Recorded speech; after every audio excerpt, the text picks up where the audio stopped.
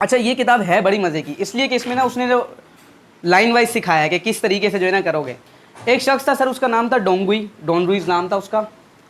वो जो है ना आज से कुछ साल पहले बुद्धिस्ट मोनेस्ट्री चला गया, क्या करने के लिए? सुकून को हासिल करने के लिए या नफ्स को कंट्रोल करने के लिए। क्योंकि एक बात याद रखना, जहाँ गोरे बहुत कामयाब है ना, वहाँ गोरों के पास कोई भी पर्पज़ या डायरेक्शन नहीं है, तो उन्हें जाहिर सी बात है फिर किसी रिलीजियस के पास जाना पड़ता है। तो वो बुद्धिस्ट मोनेस्ट्री चला गया, उनको पता है कि ये नफ्स को कंट्रोल करना सिखाते हैं। कुछ अर्सा उसने वहाँ गुजारा, सीख भी लिया। अब सीखने के बाद जब वो निकलने लगा ना, तब से किताब शुरू होती है।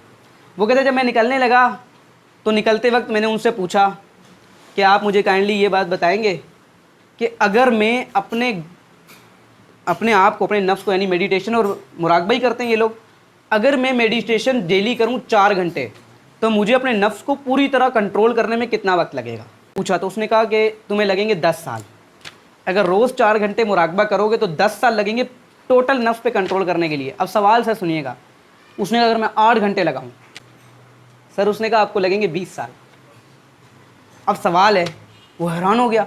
उसने कहा ये क्या, 4 साल में घंटे नफ्स को कंट्रोल करूं तो मुझे 10 साल लगेंगे, और अगर मैं 8 घंटे कंट्रोल करूं तो मुझे लगेंगे 20 साल। ये क्या मसला है?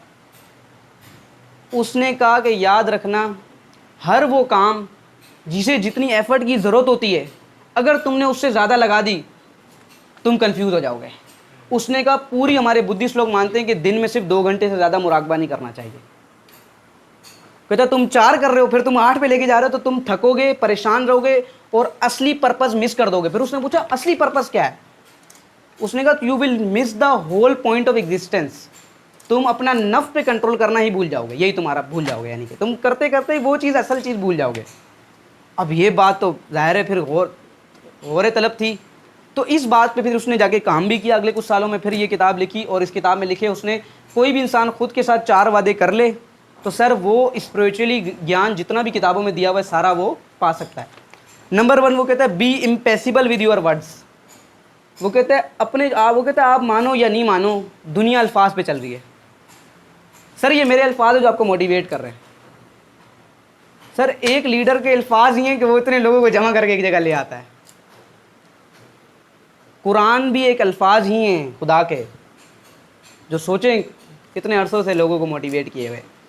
तो वो कहता है आप क्यों ये चीज़ भूल रहे हैं कि अल्फाज की कोई ताकत नहीं है। कहता है अल्फाज से बड़ी ताकत भी कोई नहीं है दुनिया के अंदर। तो कहता है इसलिए बी इम्पैसिबल का मतलब ये, या तो एक तो पहली बात कहता है हमेशा सच बोलें, नंबर 1 खुद से वादा करें मैं सच बोलूँगा। नंबर 2 या तो अपने लिए और दूसरों के लिए या तो पॉजिटिव बोले, नंबर 2। नंबर 3 या तो बोले ही मत, यानी जहाँ नेगेटिव बोलना पड़े ना बोले ही मत। समझें सर मेरी बात? वो कहते हैं कि नेगेटिव वर्ड ही मत दोहराओ किसी के लिए भी, क्योंकि वो कहते हैं आपका सबकॉन्शियस माइंड रजिस्टर्ड कर लेता है। जब आप किसी के अंदर पॉजिटिविटी को बढ़ाते हो तो सबकॉन्शियस माइंड अपने आप रजिस्टर करता है कि बंदे में दम है, यानी मुझ में दम है, मेरे में अच्छाई है तो मैं इसमें देख रहा हूँ। Clear sir? ये पहला एग्रीमेंट है। वो कहता है खुद से वादा करे सारी ज़िंदगी का वादा। Number 2 don't take anything personally. वो कहता है ये मैं बताऊं, ज़िंदगी में आपने जो भी बिलीव सिस्टम बनाए हुए हैं ना, जो भी आपके बिलीव हैं, बिलीव वाला बंदे भी बहुत बिलीव वाले इस टाइम यहाँ पे एक बंदा बैठा हुआ है कहता है जो भी बिलीव है ना आपके, वो इसलिए कि आपने चीज़ों को पर्सनल लिया हुआ है। तो वो कहता है ज़िंदगी के अंदर आप में जो भी कमियाँ इस टाइम आप समझते हो ना मुझ में हैं, वो आप में नहीं है। वो बोला कि बचपन में किसी ने आपको बोला था, आपने पर्सनली ले ली। अब दूसरी बात वो कहता है ना कि आपने बुरे वर्ड्स को पर्सनली लेना है, बल्कि अच्छों को भी नहीं लेना। वो कहता है कोई आपकी तारीफ़ कर रहा है पर्सनली मत लो। क्यों? कहता है जिस दिन तारीफ़ आपकी बढ़ेगी आपकी ईगो बढ़ जाएगी, and ego is your enemy. वो कहता है ना अच्छाई को अपनी पर्सनली लेना है, ना उसको झूठ को लेना है। नंबर 3 एग्रीमेंट सर कहता है, वो कहता है डोंट मेक एजम्पशन। सर हमारा दीन भी ये कहता है बदगुमानी से बचें, किसी के बारे में भी बदगुमान ना हो सर ज़िंदगी के अंदर, गुमान अच्छा रखें। क्योंकि मैं आपको बताऊँ कि 99% मैंने लोगों के अंदर जो ताल्लुकात ख़राब देखे हैं ना सर होते हुए, बदगुमानियों की वजह से देखे हैं। तो वो कहता है कि अजम्पशंस बनाना छोड़ दें, बदगुमानी करें ही मत, सबके बारे में बोलें भाई सब अच्छे हैं। नंबर 4 जो आखिरी एग्रीमेंट है, सबसे मज़े का एग्रीमेंट यही है। वो कहता है कि एक बात याद रखें, ज़िंदगी में कामयाब वो शख्स हुआ है जिसने हमेशा always do your best at any position.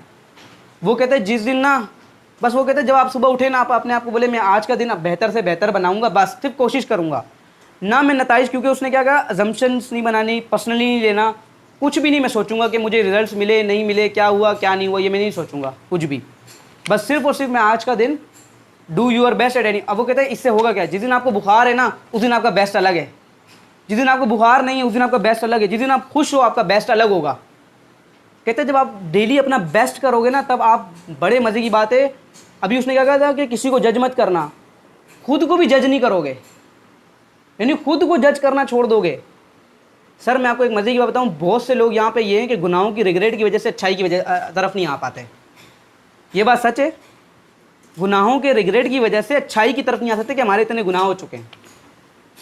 तो जब अल्लाह ने, मौला अली सलाम का कॉल है कि मैं ताजुब करता हूँ उस शख्स पे जिसके पास तौबा का मौका अभी मौजूद है और वो कर नहीं रहा, सिर्फ इस बात पे कि भाई मेरे गुनाह बहुत ज़्यादा हो गए तो मैं क्यों करूँ।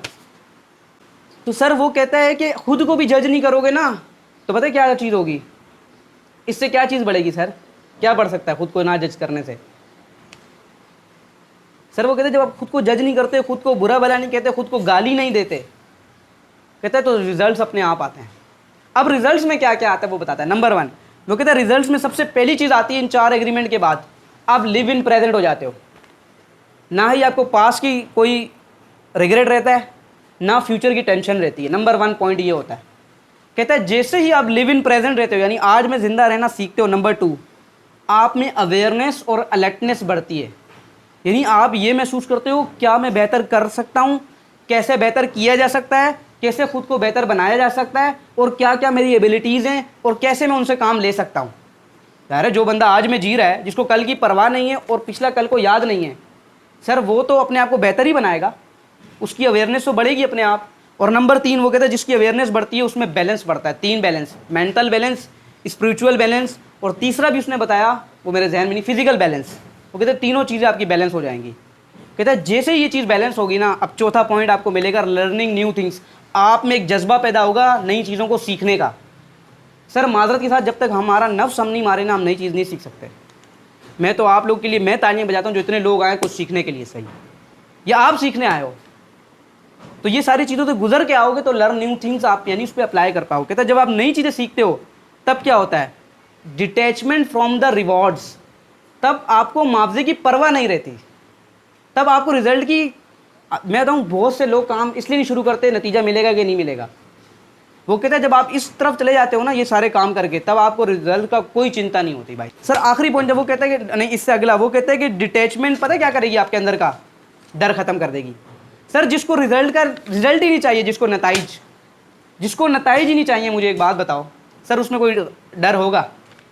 वो तो बेधड़क लेगा एक्शंस। तो सर वो कहता है कि आपके अंदर डर खत्म हो जाएगा और जैसे ही डर खत्म होगा सबसे बड़ी मज़े की बात होगी, आपकी इंटेंसिटी इंप्रूव हो जाएगी। इंटेंसिटी समझते हैं सर?